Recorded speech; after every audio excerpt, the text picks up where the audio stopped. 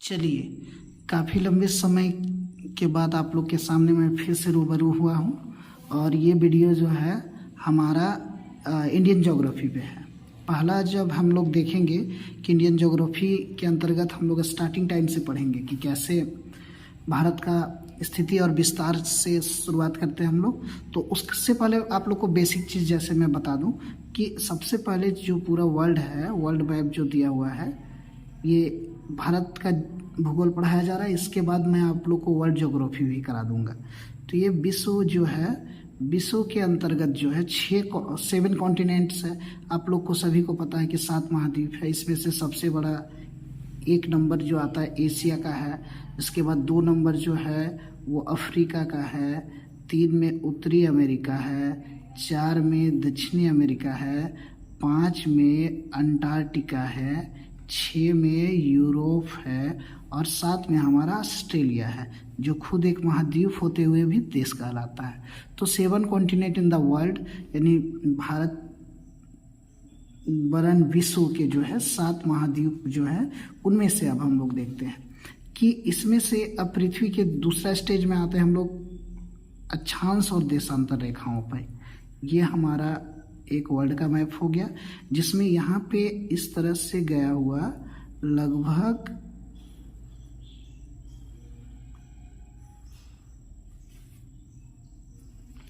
181 अक्षांश रेखाएं हैं, 181 अक्षांश रेखाएं और 360 देशांतर रेखाएं हैं। ये पृथ्वी को इस तरह से ऊपर से नीचे हॉरिजॉन्टल लाने वाली रेखाएं अक्षांश रेखाएं कहलाती है और पृथ्वी को वर्टिकल ऐसे ले जाने वाली रेखाएं देशांतर रेखाएं कहलाती है, जो देशों का अंतर और जगहों का अंतर को निर्धारित करता है। तो टोटल अक्षांश की संख्या 181 और देशांतर की टोटल संख्या 360 है। अब हम लोग देखेंगे कि सबसे पहले देशांतर रेखाएं, ये शुरुआत हमारा लंदन के ग्रीनविच सिटी से इसकी शुरुआत हुई थी, जो 0 डिग्री देशांतर को लेकर के चला है। यानी अगर हमारा भारत आते आते उसका टाइम जोन 5 घंटा 30 मिनट का अंतर हो जाता, मतलब लंदन में जो टाइम है वो भारत का टाइम आते आते 5 घंटा 30 मिनट का अंतर होता है। यानी 0 डिग्री ग्रीनविच सिटी लंदन से शुरुआत होता है और हमारा इंडिया का टाइम आते आते 5 घंटा 30 मिनट लगता है, जिसमें से हमारा बहुत सारी देशांतर रेखाएं पार हुई और एक देशांतर रेखा का जो समय अंतर है वो 4 मिनट होता है। 4 मिनट के अंतर्गत एक देशांतर रेखाओं का वितरण होता है। साथ में भारतीय अक्षांश को देखें तो इस तरह से अक्षांशीय जो है नीचे से लेकर के भारत का सबसे दक्षिणतम बिंदु जो यहाँ पे इंदिरा पॉइंट है, इंदिरा पॉइंट जो है भारत का सबसे दक्षिणतम बिंदु है। यानी यहाँ से भारत की शुरुआत होती है और ऊपर की ओर जाए तो एक जगह है इंदिरा कोल। ये भारत का सबसे उत्तर की बिंदु है और सबसे दक्षिणतम बिंदु ये हमारा इंदिरा पॉइंट है। यानी भारत इंदिरा कोल से इंदिरा पॉइंट तक डिनोट है। और अगर यहाँ से देखा जाए तो भारत का सबसे पूर्वी क्षेत्र अरुणाचल प्रदेश का किबुतु और भारत का सबसे दक्षिण क्षेत्र गुजरात का एक जगह गौरमुता है। यानी भारत अगर देखा जाए तो इंदिरा कोल से इंदिरा पॉइंट तक और गौरमुता से किबुतु तक फैला हुआ है। भारत की टोटल जो क्षेत्रफल है 32,08,000 वर्ग किलोमीटर्स है और इसमें जो है हमें देखना ये है कि भारत के कुछ भी जो है पड़ोसी देश है बहुत सारे। तो सबसे पहले हम लोग देखेंगे कि स्थलीय भाग से भारत कितने देशों से सीमा साझा करता है। सबसे पहला चीज़ यहाँ पे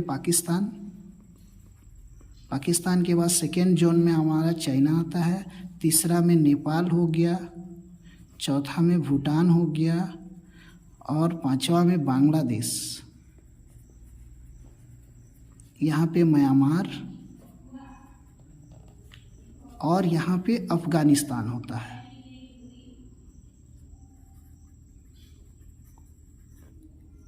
तो अगर स्थलीय भाग देखा जाए तो पाकिस्तान, अफगानिस्तान, चाइना, नेपाल, भूटान, म्यांमार और बांग्लादेश, यानी 1 2 3 4 5 6 7 राज्यों 7 देशों के बीच सीमा साझा भारत का होता है। अगर ये तो स्थलीय भाग हो गए।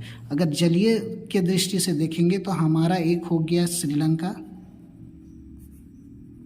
और एक हमारा छोटा सा देश है मालदीव, जिसकी राजधानी माले है। तो ये सारी चीज़ें हैं, ये जलीय भाग से सीमा साझा करता है और ये स्थलीय भाग से सीमा साझा करता है।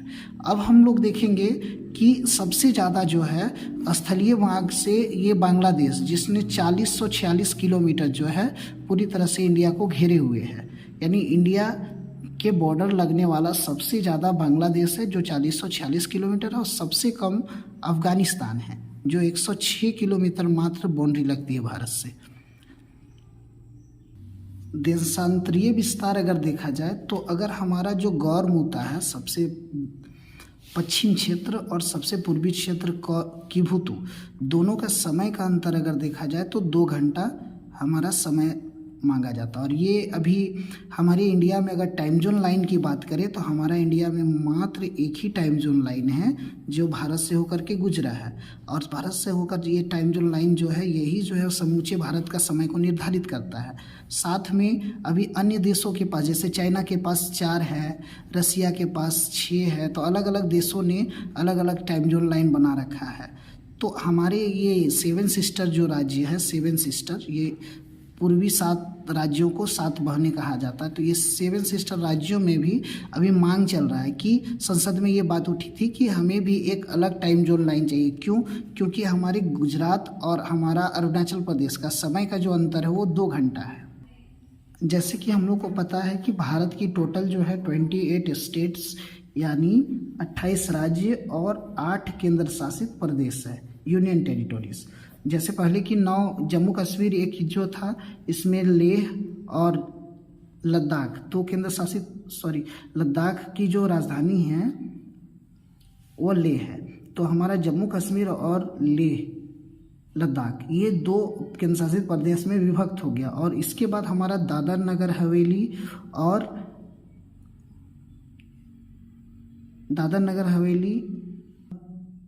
दमन और दीव, ये दोनों को मर्ज करने के बाद हमारा केंद्र शासित प्रदेश की संख्या 9 में से घट के 8 हो गई।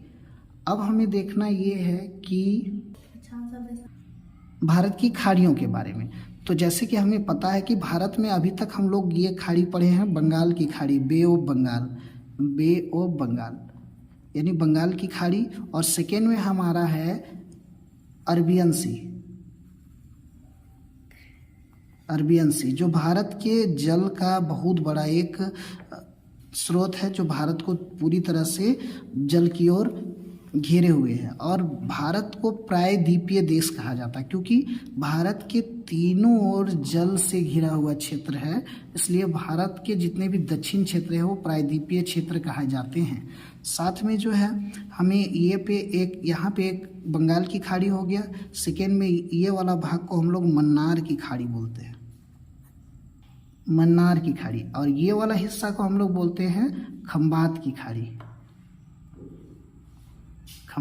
खाड़ी, और एक हिस्सा ये है जिसको बोला जाता है कच्छ की खाड़ी। तो इस तरह हमारा जो इंडिया में है वो कच्छ की, मन्नार की, खंबात की और बंगाल की 4 खाड़ियाँ हैं। हमारे इंडिया के पास द्वीपों का एक समूह। अब सबसे पहले तो हम लोग देखेंगे कि द्वीप होते क्या है। एक छोटा सा स्थलीय भाग जो पूरी तरह से चारों तरफ से जल से घिरा हो, ऐसे भाग्य को हम लोग द्वीप कहते हैं, आइलैंड्स। तो हमारे पास इंडिया में ये 2 आइलैंड्स हैं। सबसे पहला चीज़ तो हमारा जो आइलैंड का एक समूह है जिसको अंडमान निकोबार कहा जाता है। अच्छा, अंडमान निकोबार की शुरुआत कैसे हुई? तो ये हिमालय का ही एक विस्तारित रूप है। जैसे हिमालय को पाकिस्तान में सुलेमान पर्वत बोला जाता है, तो यहाँ से आते हुए ये जम्मू कश्मीर होते हुए आपका हिमालय का हिस्सा होते हुए ये ऐसे आया और यूटर्न 7 सिस्टर वाले राज्यों में क्रॉस किया। अब इसको अलग अलग राज्य ने अलग अलग नाम दिया। नागालैंड में नागा पहाड़ी, मिजोरम में मिसो पहाड़ी, ऐसे करके ये, और इसको बांग्लादेश में आराकानी योमा, म्यांमार में इसको आराकानी योमा कहते हुए ये इस जगह आकर के थोड़ा सा छिप गया, और छिपने के बाद फिर यहाँ पे टापू जैसा आकर के निकल गया। यानी ये हिस्सा जो है ये हिमालय का ही विस्तार है। अंडमान निकोबार जो आइलैंड है वो हिमालय का विस्तारित रूप है। एक तो हमारा ये अंडमान निकोबार हमारा भारत का द्वीप समूह में से एक आता है, और एक है हमारा लक्षद्वीप जो अरबियन सी यानी अरब सागर में बसा हुआ है। लक्षद्वीप ये भी भारत का एक द्वीप समूह है जो मूंगा चट्टानों से बना है। मूंगा जीव है, उस जीव ने इतने खाल बनाए कि वो खाल बनाते बनाते अपने ऊपर आते गया, और ये एक मूंगा जीव से बना हुआ चट्टान बन गया, और चट्टान के बाद ये आइलैंड यानी एक टापू के रूप में उभर कर आया। और इसी के जस्ट नीचे एक देश है हमारा जलीय भाग, जैसे हमने पहले ही चर्चा किया कि जलीय भाग में एक देश है छोटा सा जिसका नाम है मालदीव, जिसकी राजधानी माले है। अब यहाँ पे एक चैनल होती है, जैसे मिनिकॉय को लक्षद्वीप से अलग करने वाली एक पतली सी जल राशि है जिसको 8 डिग्री चैनल बोला जाता है, 8 डिग्री चैनल। और एक है अंडमान और निकोबार आइलैंड को अलग करने वाला जो चैनल है वो 10 डिग्री चैनल है। ये क्या है कि दो स्थलीय भाग में एक छोटी सी पतली जल की राशि जब पार होती है तो इसे हम लोग बोलते हैं चैनल। तो अंडमान और निकोबार को 10 डिग्री चैनल अलग करता है, और वही मिनिकॉय को मालदीव से 8 डिग्री चैनल अलग करता है। अब हम देखेंगे कि भारत जो है कितने दूर तक समुद्र को अपने कब्जे में करके रखा हुआ है, या कोई भी देश का कुछ क्षेत्र होता है जो समुद्र के एरिया को कवर करता है। तो सबसे पहले भारत के यहाँ से लेकर के एक रेखा खींच दी गई, सीधी रेखा, जिसको बोला गया आधार रेखा। आधार रेखा, और आधार रेखा ये जो होता है 12 समुद्री मील होता है, 12 समुद्री मील होता है। उसी के से फिर आगे जाते हुए 24 समुद्री मील का एक रेखा खींचा जाता है जिसको बोला जाता है प्रादेशिक क्षेत्र। और इसके बाद 200 समुद्री मील का एक और रेखा खींचा जाता है जिसको बोला जाता है अनन्य आर्थिक क्षेत्र। अनन्य आर्थिक क्षेत्र।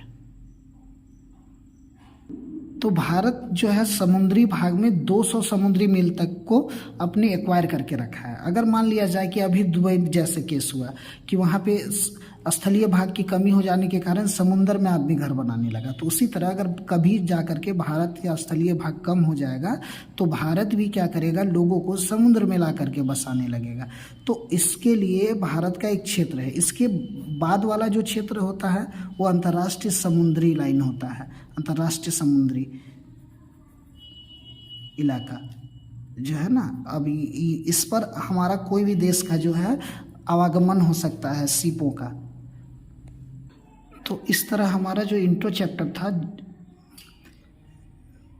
भारत का अक्षांश और देशांतर के साथ स्थिति और विस्तार, तो ये हमारा क्लियर होता है। इसके बाद अगर इसी तरह अगर आप लोग को रेगुलर क्लास चाहिए और नोट्स भी चाहिए तो आप हमारे यूट्यूब चैनल और मांझी हीरो को सब्सक्राइब करें और लाइक करें और शेयर करें। जय हिंद।